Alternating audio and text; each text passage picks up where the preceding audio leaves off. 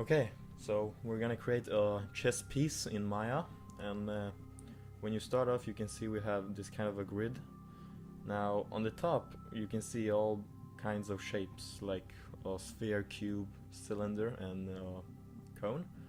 So we're gonna just click on the cylinder icon, and then when we drag it out we can create a nice cylinder. Now if we look to the side of the screen we can see there's an icon with a cone with an arrow pointing to the side. If we click it we get these 3 arrows, and now we can actually move around the object. So if you press shift and right click with the mouse we get this menu up, and you want to click faces, and now we can click a whole side of an object.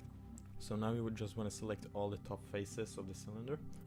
Now we want to extrude the top of the cylinder, so you just want to click the icon where my cursor is right now, and when we click it we can just drag up the arrows, and we can see that it's just stretching out the whole object, and we get new faces and new polygons to work with. Now what you want to do is just scale it down in order to create our shape. So now we're going to click on the icon where my cursor is right now. It looks like a cube with 4 arrows pointing out to each side.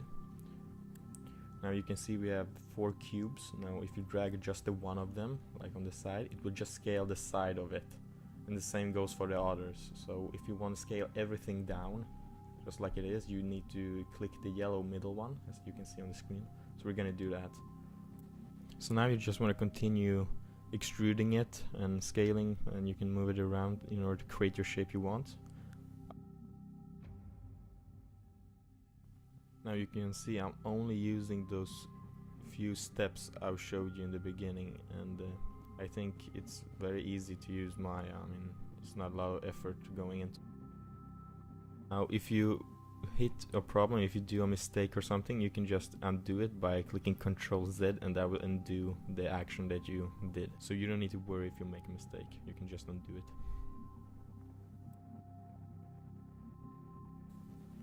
As you can see, now we have our chess piece. Now to me it's a little bit big or thick, and I want to make it thinner.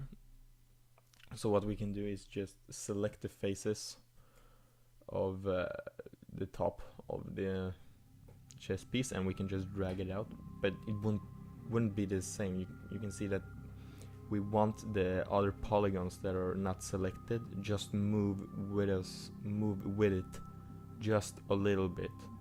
Now if you want to do that, you hit B on your keyboard, and as we get these kind of colors that are kind of red, orange and yellow. Now if you hit B and the left mouse button, you can actually drag it out the radius of all the polygons that are gonna get affected when we're gonna drag it up. So you can adjust that. Now as you can see, I'm doing the same for the kind of a body or the pillar that we call it. Now this actually depends on how you want to have it. This is just, to me it looks better if I do it like this, but it actually matters like how you want to have it. So if you bring up the menu again and go to object mode, now you can click on the whole object, and when you hit 3 on your keyboard we get a smooth preview of how the final stage of our projects can look like. But as you can see, a lot of the polygons just move to places they shouldn't be, like the bottom of the chess piece are not like 90 degrees like they should be, so we need to fix that. Here I added another edge loop to support the other edge loop so it wouldn't move around. Now this actually fixes the problem, but it's actually the wrong way, because we don't want to add more polygons, we want to keep a low poly count. This is the wrong way to do it. So what we need to do is just, we're gonna select the edges of them, and we're doing that by we're gonna take the menu up and select edge, so we can select all the edges around the edge we want to keep in place. When you're done that, bring up the menu, but this time click shift and right click to bring up the other menu, and we're gonna click on crease tool. So now what you want to do is press the middle mouse button and drag it to the side, and we can see how the crease tool does its job. Now it brings the edges out to the point that they were from the beginning, so when we're gonna smooth it to the final stage, it's gonna stay in place. So that's how we do it the right way, because like if we would add the edge loop, that would be the wrong way, because if you do it like this is actually what defines you from a professional and an amateur. So you want to do the same for the top edges like I'm doing. And finally, just click the double cylindered icon to the right, and we're done. It just added a few polygons and made the details, and this is actually the smooth version. We don't have to go into smooth preview. That's our chess piece. Thank you for watching.